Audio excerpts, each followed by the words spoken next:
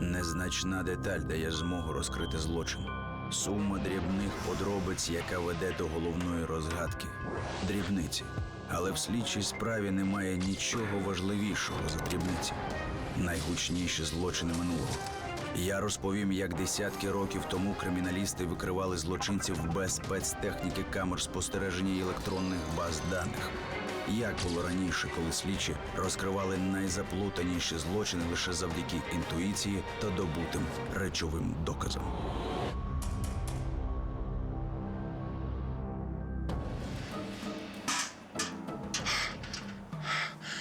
Ах ти ж! Ах ти ж!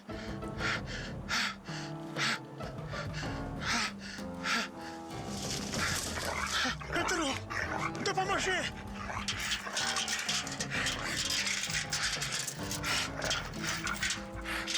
Собака сказилася.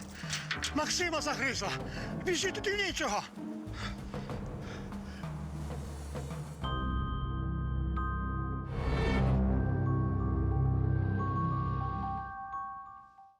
– 12 серпня 1979 року в селі Плюти, що неподалік Києва, у дворі сусідського будинку, пенсіонер Степан Друнь побачив розтерзане тіло чоловіка.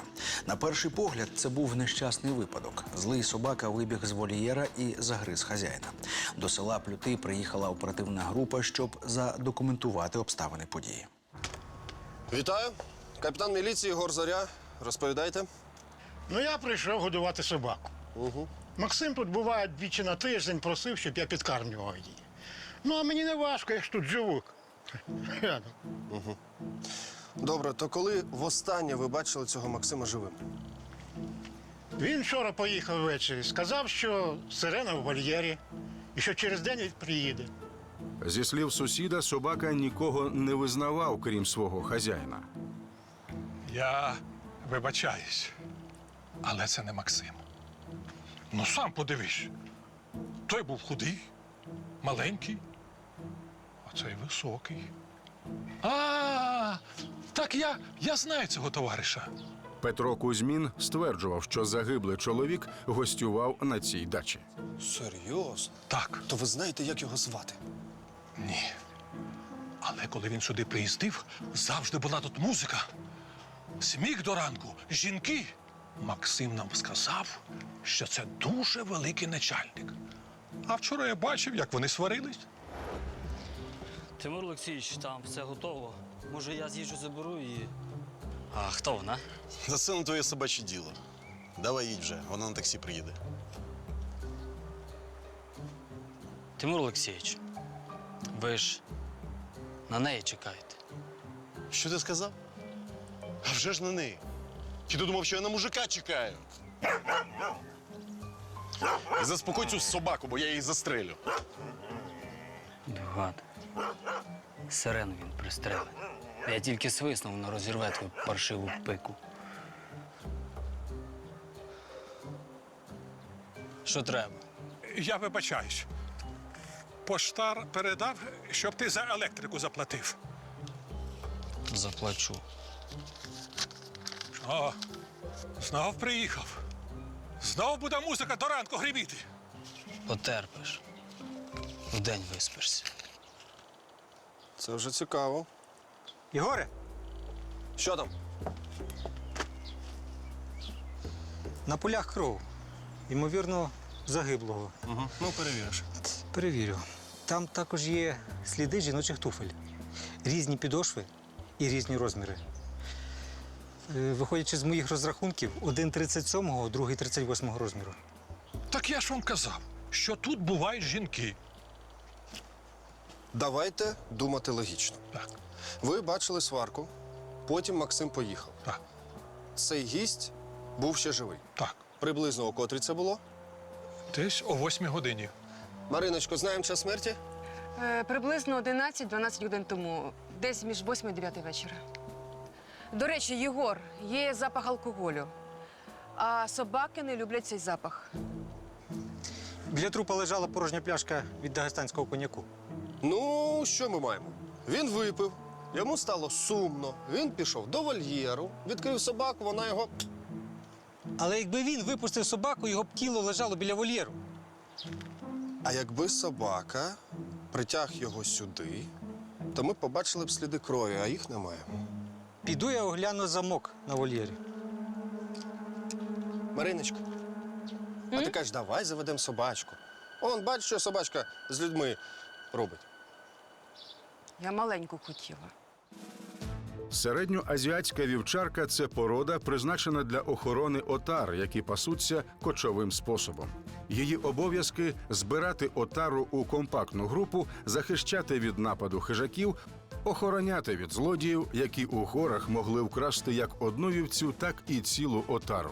Лютість і відвага алабаїв привернули увагу кінологів. У 30-ті роки ця порода розповсюдилася по всій території Радянського Союзу. Середньоазіатську вівчарку стали використовувати як охоронця режимних об'єктів. Отримати цуценят алабая для охорони приватного будинку було майже неможливо. На вольєрі є відбиток. Незагиблого. Певно, хазяїна. І таких відбитків є багато. Невже ж це все-таки Максим випустив сирену? Ви щось казали? Розумієте, я Максима бачив. Вчора після 8 години він повернувся на дачу. Але чомусь пішки, хоча поїхав звідси машиною. І з лісу вийшов, наче ховався. Ховався.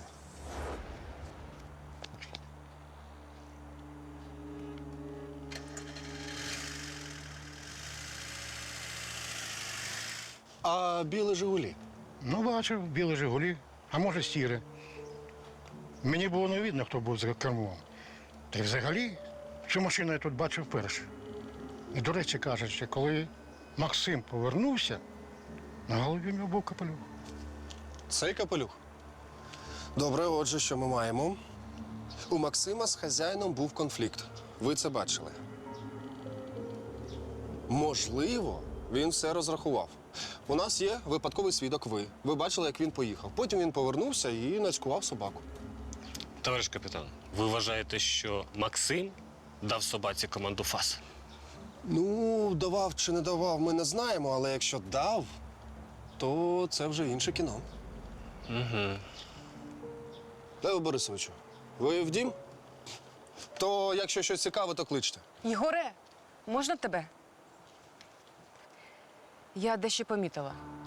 Не схожа на вкушену рану. Я припускаю, що рану завдали гострим предметом. Так може це собака? Єгор, цей предмет значно довше і тоньше. Так, А все інше після розтину.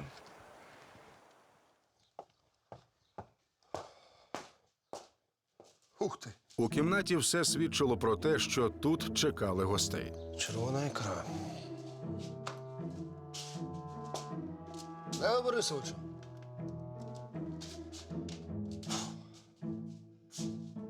Що у вас?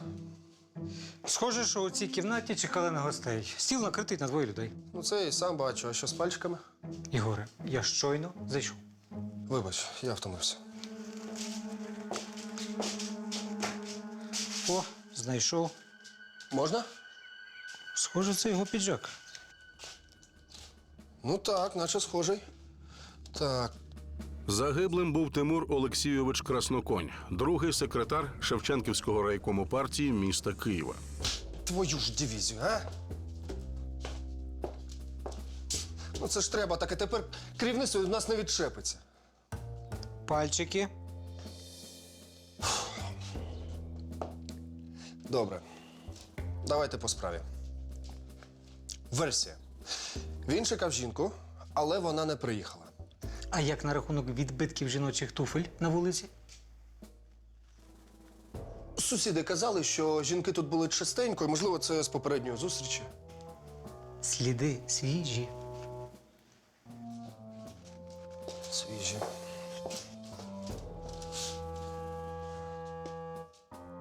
А якщо це дружина Максима, хазяйка дачі, а? З різними розмірами ніг. Угу. Таке інколи буває у жінок. Вони приходять в одному взутті, а йдуть в іншому. Дозвольте. Так. А коли ви бачили востаннє хазяйку дачі, дружину Максима? А я ніколи не бачив її. Навіть питав у Максима, чому він не привозить свою дружину. Так він сказав, що не любить вона працювати на землі. Воно як. У мене дуже багато запитань до цього Максима і до його дружини. До речі, Марина Янівна підкинула ще одну версію. Яку саме? Ви думаєте, що це вбивство? Замасковане під нещасний випадок? Це одна з версій. У селі Плюти, що під Києвом, на одній із дач виявлено тіло другого секретаря Шевченківського райкому партії Тимура Красноконя. На перший погляд все виглядало так, ніби його загриз собака породи Алабай, який жив у дворі. Хазяїном дачі був Максим Резніков. Зі слів сусідів, Максим надавав Красноконю можливість зустрічатися на його дачі із жінками та влаштовувати шумні гулянки. При цьому Тимур зневажливо ставився до Резнікова. У дворі дачі сищики знайшли 2 сліди від взуття 37 і 38 розміру. У домі був дорого накритий стіл на 2, але за нього так ніхто і не сів. Від загиблого тхнуло спиртним. Експерт встановив, одна рана на тілі не була схожа на укус собаки.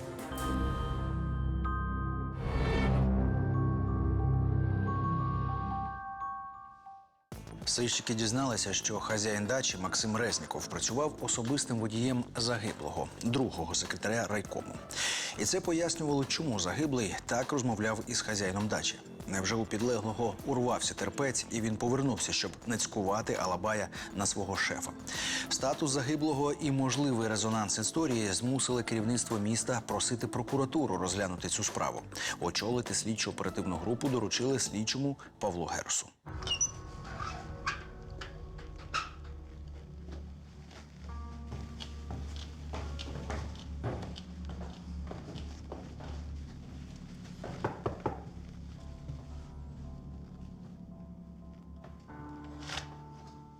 Прокуратура. Максим Резніков тут живе?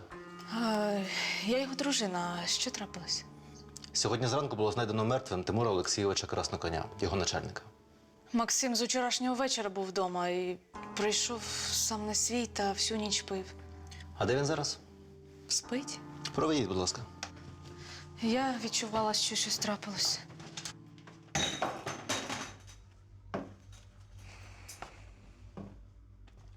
Так, шановний, прокидаємося.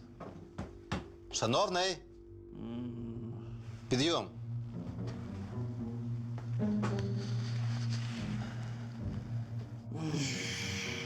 Що святкували?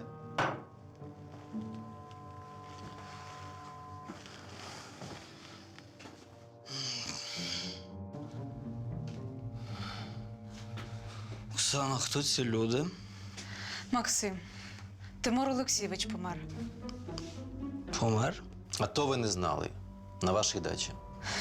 Які дачі? У нас немає дачі. А це вже цікаво. Ми перевірили в БТІ. За документами ця дача належить вашому чоловіку. Цю дачу купив Тимур Олексійович, але попросив оформити її на мене за документами. Я тобі потім все поясню. А ще ви тримали там небезпечну собаку. Що з сиреною? А як ви думаєте? Ви нацькували її на людину. Довелося пристрелити. Хто? Максим, що ти накоїв? Я. Так, одягайтеся. Швидше. Я нічого. Добре, але мені треба.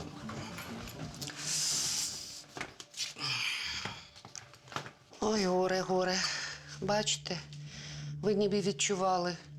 Вчора ввечері сама не своя були. Оперативник Зоря пішов до дружини другого секретаря з новиною про його загибель. Я знаю цю картину. Це зі стародавньої Греції, так? Я цю картину на барахолці купила. Називається «Одіссея і сирени». Сирена. В молодості я дуже любила фільм «Пригоди Одіссея». Там грав Кірк Дуглас. Ось який цікавий збіг. Собаку теж звали Сирена. Це я так назвала собаку. Серйозно? 3 роки тому моєму чоловіку подарували цуценя. До нього приїздила якась делегація з Туркменістану. Пес рідкісної породи був чудовим подарунком. Спочатку секретар зрадів, але цуценя росло і ставало упертим, неслухняним. Він сказав, що віддасть Сирену водієві на дачу. А ви знали, що фактично ця дача належить вашому чоловіку? Не знала. Тьоть Шур, що у вас на плиті? Там щось горить. Ой, я ж роблю зажарку для борщу. Ну, добре. Розказуйте. Мій чоловік багато чого приховував. Тепер ясно, чому Максим нацькував на його собаку. Ясно? Мені ні. Я дещо знайшла серед його документів.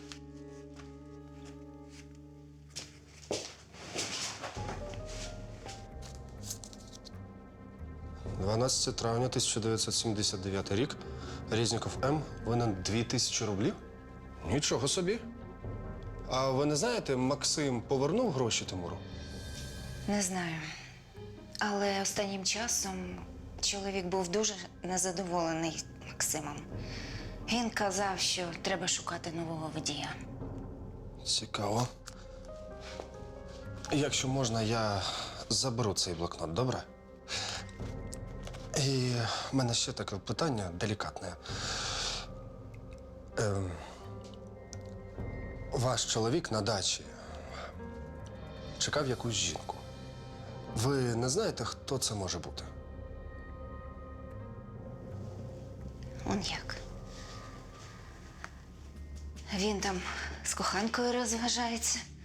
А я тут його тітку з онучками 3 дні розважаю. Жінка пояснила, недавно приїхала рідна тітка Тимура з онучками. Чоловік попросив дружину розважити гостей без нього. Тьоть Шур, щось в мене голова так розболілась.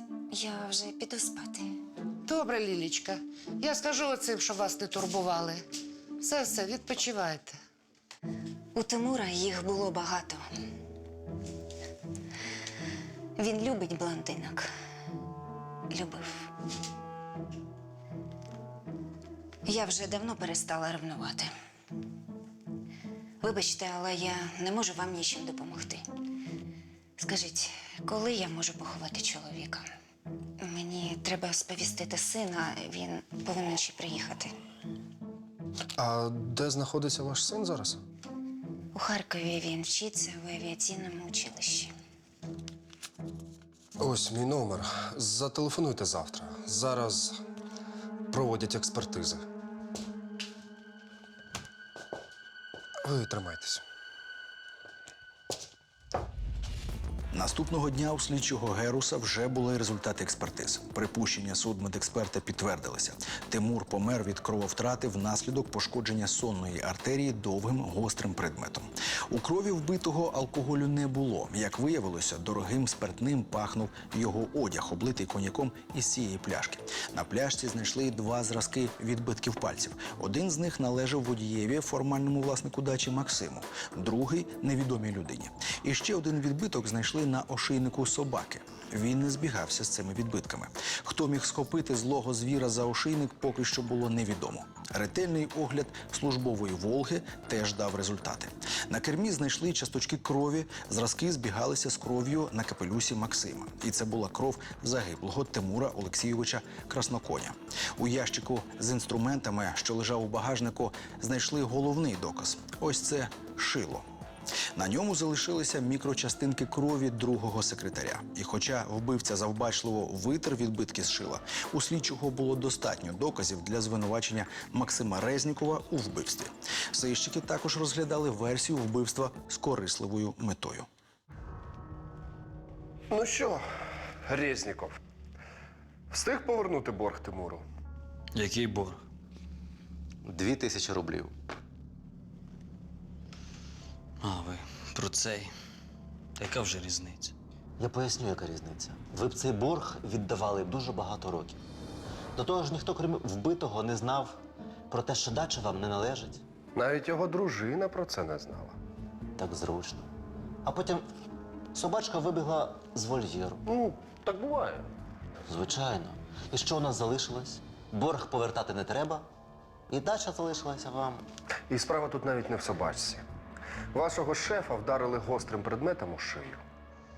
Я нічого такого не робив. Коли я поїхав з дачі, Тимур Олексійович ще був живий.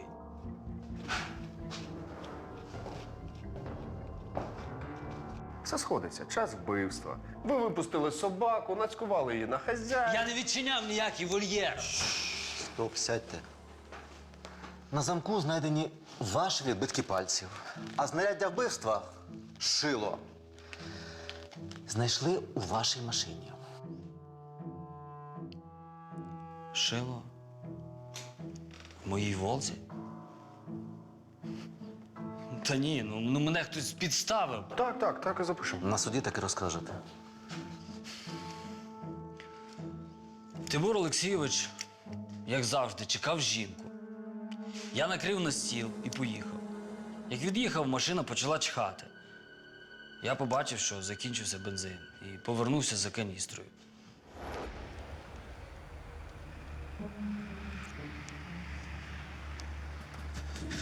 Тимур Олексійович,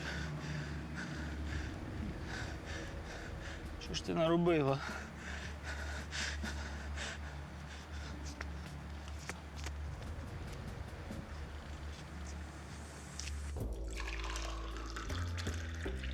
Але чому ви тоді не викликали міліцію? Швидку допомогу? Я боявся, що сирена загризла і її. Кого її? Мою дружину. Я підозрював. Словом, я підозрював, що Тимур Олексійович чекає мою Оксану. І коли я повернувся і побачив тіло, я злякався, що сирена загризла і її.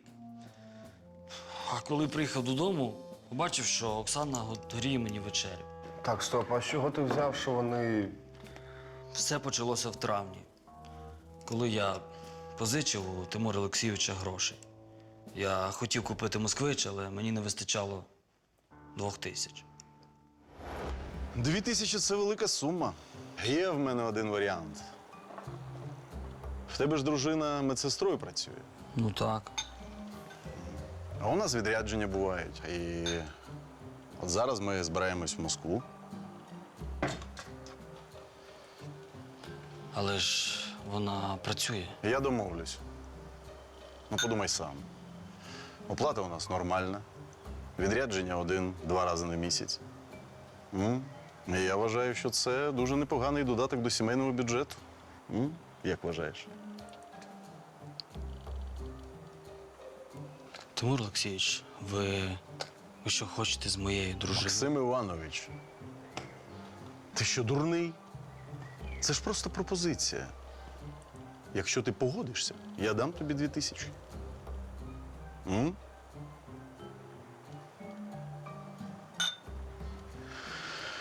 А ні, то ні.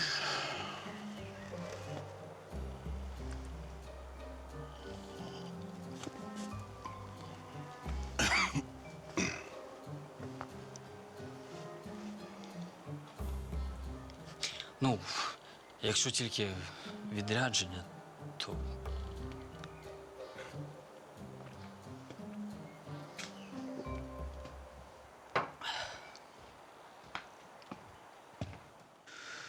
Я відпустив Оксану. Вона їздила до нього кілька разів. Казала, що нічого в них там такого не було. Ну і Тимур Олексійович теж не дуже розповідав про відрядження. Просто якесь кіно. Ну, я ж кажу, мене хтось підставив. Кому це вигідно? Я не знаю. Подумайте про це в камері. Черговий, заберіть.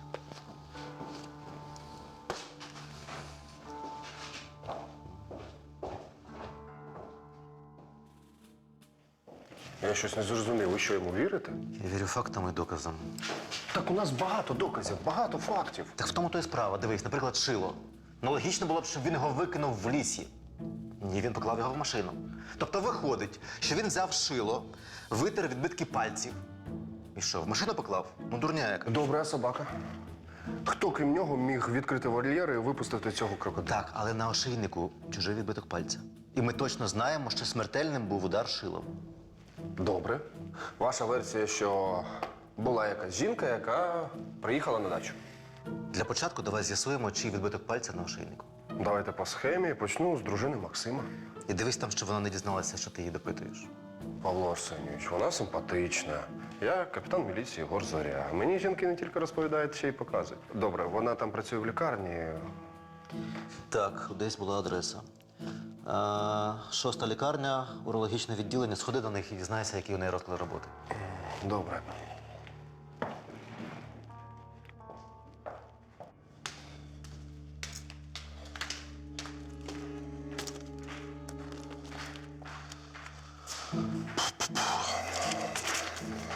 Ви когось шукаєте?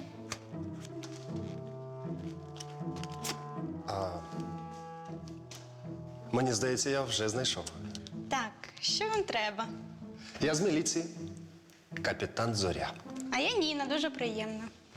Дуже приємно. А це у вас журнал чергувань? Так, журнал. Можна подивитись. Можна? Візьміть, будь ласка. Так. У журналі був такий запис: 11 серпня зміна Оксани Резнікової закінчилася о 10-й годині вечора. Ви знаєте, насправді Оксана пішла трохи раніше. Їй стало погано, за нею приїхав чоловік, і вони поїхали додому. Серйозно? А у котрій це було? Десь після 6-ї вечора, одразу після вечері. Чоловік. Ясно. А марку машини ви запам'ятали? Ой, та я в них не розбираюсь. А колір? Світла. Ага. Ніна? Ось Оксана. Капітан міліції Єгор Зоря. Ви стосовно мого чоловіка. Є якісь новини про Максима? Так, є. Ми можемо поговорити наодинці? Звісно. Прийдемо, сестринська.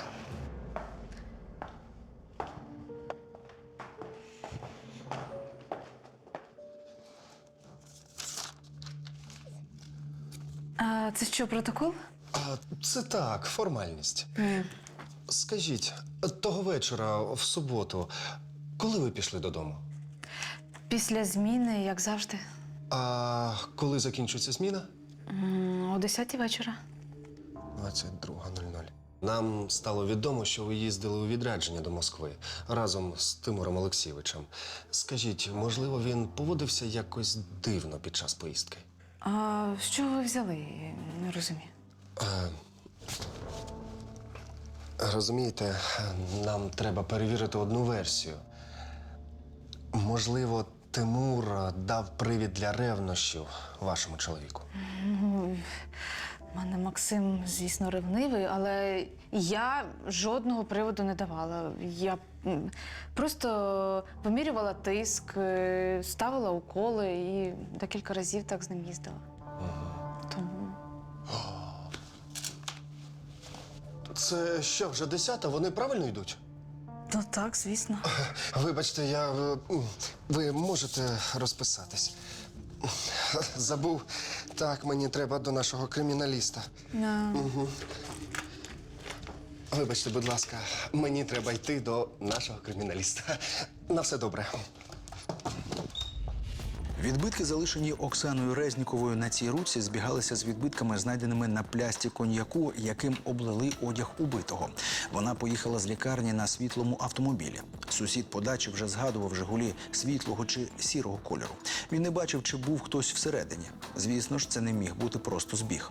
Усі докази були непрямими, але їх було достатньо для того, щоб викликати жінку на допит. Ось результат експертизи. На пляшці з місця злочину ваші відбитки пальців. А ви казали, що нічого не знаєте про дачу. Я й не знала. А який це коньяк? Дагестанський? Так. Я думаю, куди він подівся. Цей коньяк подарувала мені наша пацієнтка. Привезла його з Кавказу. Я хотіла його залишити собі на день народження, а його, мабуть, взяв Максим. Ну, припустимо. Скажіть, а хто увечері вбивства забирав вас в лікарні? Світлому Жигулі. Ніхто? А, я забула. Того вечора мені стало погано. І я спіймала таксі. А якого була кольору машина, я вже не пам'ятаю. І ви одразу поїхали додому. Ну так, звичайно. Я випила півпачки активованого угля і почала готувати вечерю. А чому ви питаєте? А розмір взуття у вас який? 37-й? Ну, все зрозуміло. У вас в алібі невеличкий недолік.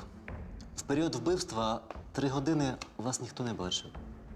А з Києва в Плюти на автомобілі близько 1 години їхати. І на дачі ми знайшли відбитки від жіночого взуття 37-го і 38-го розміру. Так що, Оксана, вам пора починати говорити, тому що Тимур Олексійович того вечора чекав саме на вас. Ну, я ж вам кажу, я одразу поїхала додому. А у нас є інше свідчення. Ось протокол допиту вашого чоловіка. Він підозрює, що у вас з Тимуром Олексійовичем був роман. А ще на ошейнику ми знайшли відбиток пальця. Якщо б він був ваш, то ми б вже зараз могли висунути вам звинувачення. Але він чийсь інший. До того ж не Максима. А чий? Я нічого не знаю. Я вже вам все розповіла. У селі Плюти, що під Києвом, на одній із дач виявлено тіло другого секретаря Шевченківського райкому партії Тимура Красноконя. На перший погляд все виглядало так, ніби його загриз собака породи Алабай, який жив у дворі. Але причиною смерті стала рана на шиї, яку завдали шилом. Під підозру потрапляє водій загиблого Максим Резніков. Саме на нього Красноконь записав дачу у Плютах. Також водій мав повернути Тимуру 2000 карбованців боргу. Згодом в машині Резнікова сищики знайшли знаряддя вбивства. На допиті водій зізнався. Тимур використовував дачу для зустрічей із коханками. Однією із них, на думку Максима, була його дружина Оксана. Начальник прямим текстом сказав Максиму, що спише йому борг, якщо той дозволить своїй дружині супроводжувати його до Москви. Водій погодився, але Максим запевняв, не має жодного відношення до вбивства. Його хтось підставив. Під підозру потрапляє Оксана Резнікова. Її відбитки були знайдені на місці злочину. До того ж, у жінки не було алібі на момент скоєння вбивства.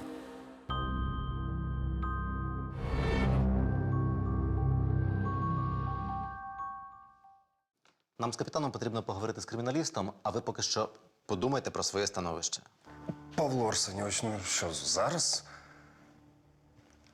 А, я зрозумів, я забув. Буквально 5 хвилин. Та не переживайте, нікуди я не дінусь. У нас за дверима черговий.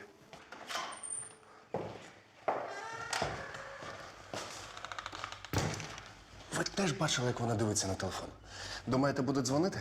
Ну, сподіваюсь.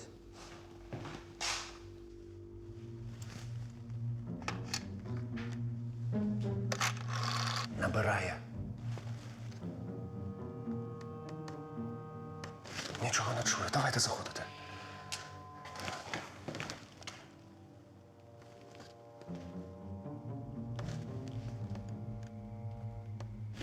Ну, можна.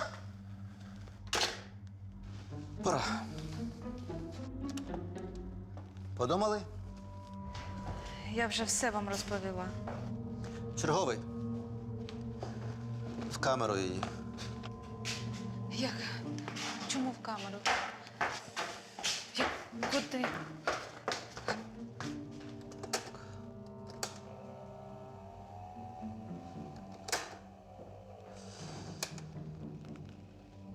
Це я, мене затримали. Нашу машину хтось бачив. Давай щось роби, бо я сама не сяду. Павло Арсеньович, ви геній. Чому я одразу не здогадався?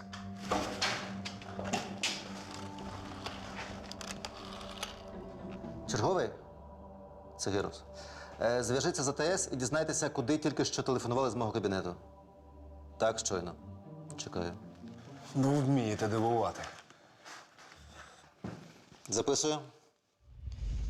Ось цей автомобіль бачили біля дачі і сусіди, і Максим у день убивства. Власником автомобіля «Жигулі» ВАЗ-2103 білого кольору був Сініцин Андрій Петрович, рідний брат Красноконь Лілії Петрівни. На неї було оформлене генеральне доручення. Сищики пішли до дружини вбитого з санкцією на обшук. Ну що ж, Лілія Петрівна, ви стверджуєте, що в день вбивства цілий день були вдома. Так, в мене весь день боліла голова. Мої гості це підтвердять, вони весь час були на веранді, а тьоть Шура мила вікна. А ви знаєте жінку на ім'я Оксана Резнікова? Це дружина водія Тимура? Тобто ви з нею знайомі? Особисто незнайома, здогадалася за прізвищем.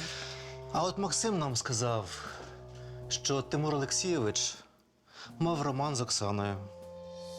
Що теж блондинка? То це Максим, він вбивця. Єгоре! Павло Арсенійович! Нічого собі, Леве Борисовичу. Кажете, тітка на веранді, а алібі у вас залізобетонне. Це що таке? Я сам. Це ж треба, як у Булгакова. Ух ти! Тут інший вихід. Обходьте з цієї сторони. Прошу. Леве Борисовичу. Дивіться. Зігнуті є, а прямого шила немає. Суддя візьме до уваги, що ви співпрацюєте зі слідством. Розповідайте. Тимур ніколи не був зразковим чоловіком. Він бив мене і ненавидів мого сина. Вашого? Він був відчимом мого Ігоря. Я би далі терпіла, звикла вже за 20 років. Але він почав погрожувати сину. Ні, це якась помилка. Так, добре, а вже ж я з ним поговорю. Добре, дякую, що зателефонували. Добре, до побачення. Всього найкращого. Так.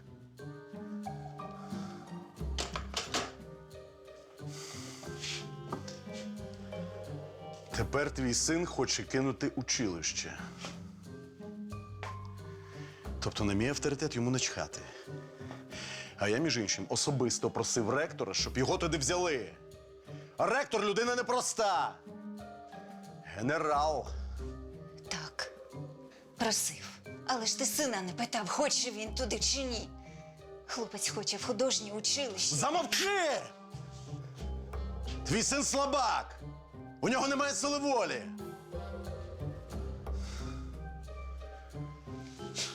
Це ти зробив його таким. З нього там усі сміються. Та з нього сміються. Тому що він не може за себе постояти. Пам'ятаєш, ми Сирену на навчання віддали? Пам'ятаєш? І тепер вона нікому не дозволяє себе ображати. А Ігорок нехай терпить. Нехай. Там з нього зроблять мужика.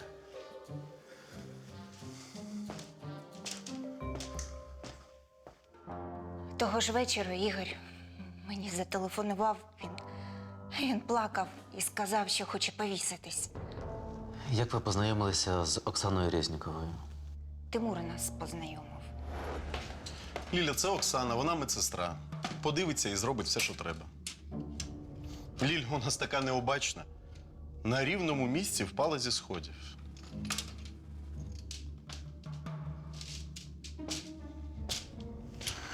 Я зроблю вам укол. Це зніме біль. Можна вашу руку? Ліля побачила, що медсестра не дивиться їй в очі, і здогадалася, що вона коханка її чоловіка. Це все він? Оксана приходила до мене ще 3 дні. І як з'ясувалося, її чоловік теж не подарунок. Що, теж бив? Ні, ну що ви? Максим мене не бив. Він просто віддав мене своєму хазяїну, як річ, покористуватися. Ну, ти слухала мене. А я послухаю тебе. Тимур Олексійович, не треба. Знаєте,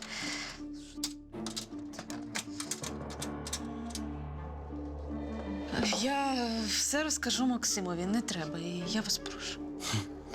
Ти думаєш, він не знає, навіщо ти тут? М? Ми з ним домовились. Що?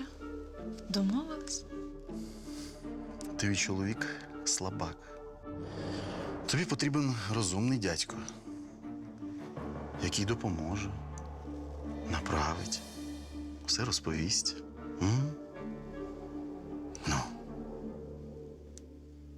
ти така красива. Пішли? Я подумала, якщо мій чоловік знає, то це він мене зрадив. А Тимур? Тимур – це відрядження 2 рази на місяць по всьому Союзу. Тоді він дарував мені подарунки, а вже потім я дізналась, який він насправді. Проходь. А де Ліля? Де ваша дружина? А ти вже її підлікувала, ось вона і до родичів поїхала. І сьогодні ми з тобою вдвох.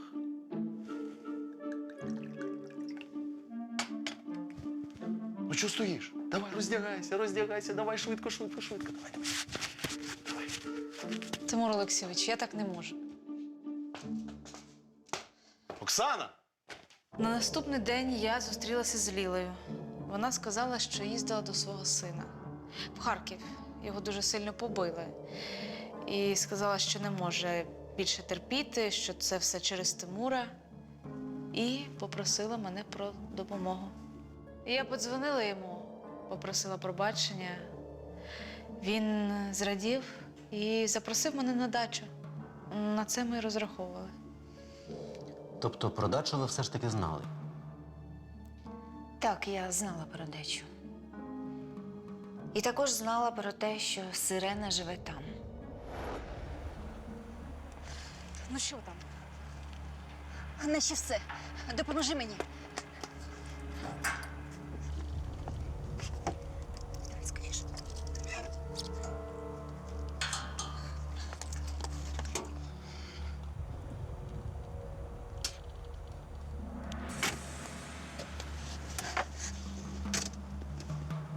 Жінки приїхали на машині Лілі, зупинилися біля Волги. Це був дуже ризикований момент. Вони вилили бензин з бака відомчої машини.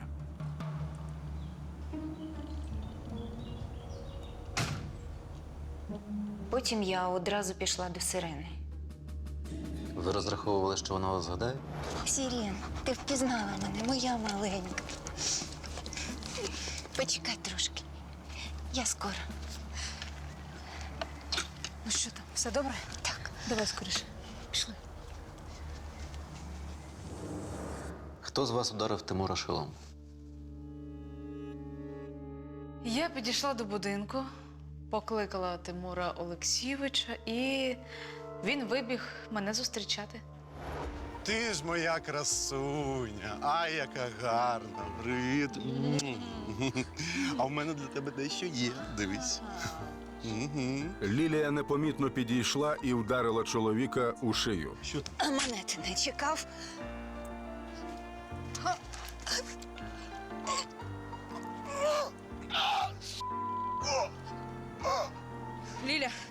Ліля, випускай собаку. Так. Оксана принесла з квартири пляшку коньяку. Вона завчасно протерла пляшку, яку потім брав лише Максим. Сирена, тепер ти. Фац. Давай, малий. Сирена відреагувала на команду. Запах алкоголю додав їй агресії.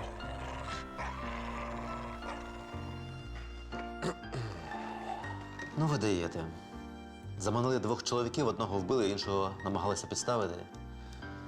Прямо Одіссей і Сирени. Хто Одіссей? Тимур? Одиссей любив свою Пенелопу, а Тимур любив тільки себе. Лілію Красноконь і Оксану Резнікову за вбивство засудили до 10 років позбавлення волі. Обидві жінки до кінця відсиділи свій термін.